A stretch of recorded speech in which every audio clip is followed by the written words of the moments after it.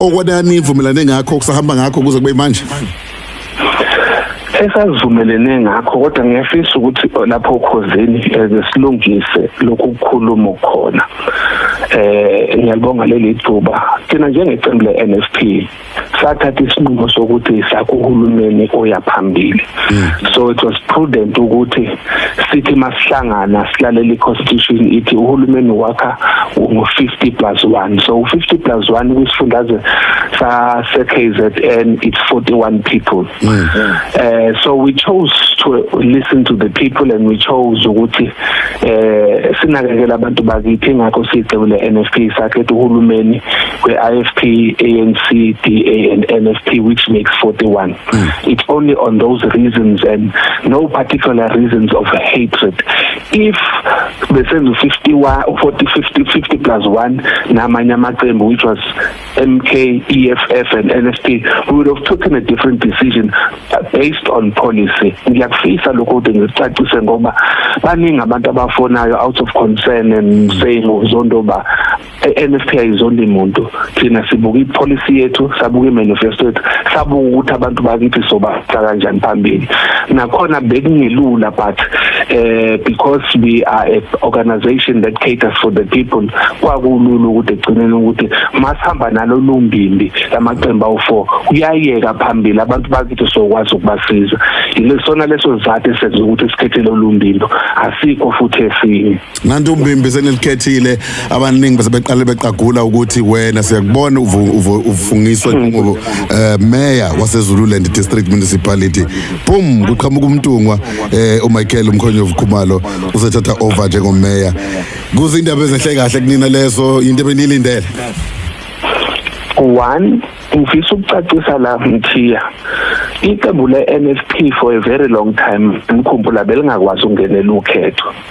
Kwaze kwaphokho ukuthi silungise usection 9 lento umthetho ka-IEC wawukhuluma ukuthi siyabanga sengabaholi until sibe nenkongolo. Saba nayo inkongolo ngonyaka odlule.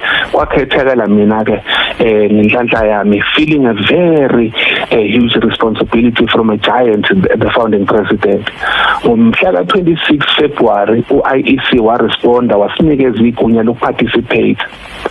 We then took a decision NEC ukuthi fanele ku redeployeke abaholi and I was elected or nominated ukuthi fanele ngiyongena eZululand. Ukushintsha umuntu ke Mthiya nabalaleli kune process yakhona. So we had to wait for a process.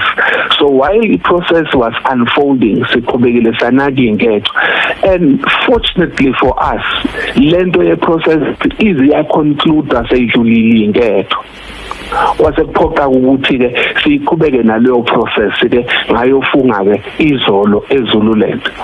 To respond to your question, thina njengeqembu le-NFP sipresenta i-coalition negotiation ka GNU, PGU and GLU. Sayipresenta yacaca. Sasivumelana sinhlangano zo4 ukuthi ohulumeni basekhaya sizobalungisa, sizongena ingxoxweni ukuthi sideploya kanjani njengalamaqembu o4 after umongameli sey-appointile cabinet. Sasingazike ukuthi kuzoba neyinkinga ezingaka kuze kushaya lesikhathi i-cabinet ayikabibikho. So we had packed everything local government. Into eyenzeka izolo eyenziwe i-IFP, i-IFP izenzele yona yodwa. We still going to go bilateral local government of unity siyoxoxa, but I want to place it on record ukuthi samitha ne-IFP after sesivumelene ukuthi ohulumeni basekhaya sizodila nabo sekune cabinet lika mongameli wezwe. Sabatshela ukuthi sine interest eZululand, sine interest kwabanye umasipala and i-IFP yayinotha leyo nto yayisithi kithi mase sikhuluma ngohulumeni basekhaya sizodila ngama NFP. So lokho kwenzakala izolo, it's in the absence of the government of coalition. So sisazoyithola explanation from IFP ukuthi why they proceeded, because lapha eZululand i-IFP ayiwenza u50+1. Idinga ama strategic partners awo which is the DA, NFP and ANC. So they did not negotiate with us. So they owe us that explanation and that clarity in order for us to have a bilateral at local government and honesty-based and trust, because we are operating on trust and we're operating on policy. So lokho abakwenzizolo kusethusile but akusifakile. We are hoping with mase sihlezi phansi bazoba nencazelo, and if push comes to a shove kunezinye izinto obofanele beyi-reverse bona in honor and respect of this government of local unity, provincial unity, kuze kuyofika ku-national. Ngiyajabula ukuthi uyayiveza le because omunye umuntu bebuka ukuthi uma kuwukuthi abasazanga ukuzonipha isupport nevote mase kuyokhetha umeya mhlawumbe lokho ngahamba kuzokudisturba yini ivumelwane bese ninazo kwizinga le province. Vele phela musu wenzile outside ivumelwano ngoba sayisithatha isivumelwano sokuthi uhulumeni basekhaya sizobabheka sesiqede yonke into. Asikaqedike yonke into. Lokho abakwenzile bazenzele bodwa. Then they owe us that explanation and that clarity. Then we'll take isinqumo sesindawonye soba u4 noma soba u3 laba bathintekayo in terms of governance. Ibona bofanele bethathe inqumo kuze sikwazi ukuya phambili.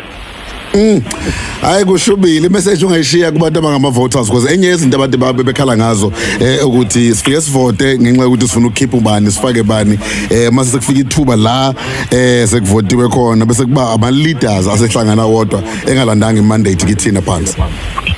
Abantu bakithi fanele beqonde ukuthi amaqembu namaqembu arana amaqembu ngomthetho sisekelo Mthiya. And once umuntu wamkhetha umnikeza amandla ukuthi athathe isinqumo ungaphandle wena, but irresponsibility yethu njengabaholi ukuthi mase siqede zonke lezi ingxoxo sekuyiwa phambili sekulethwa intuthuko, iqembu neqembu fanele lihambe liyochazela abantu supporters namalunga alo ukuthi lesi sinqumo sisithathiswe yini. Wapolitiki esengafunda Mthiya ukuthi you will never make everyone happy.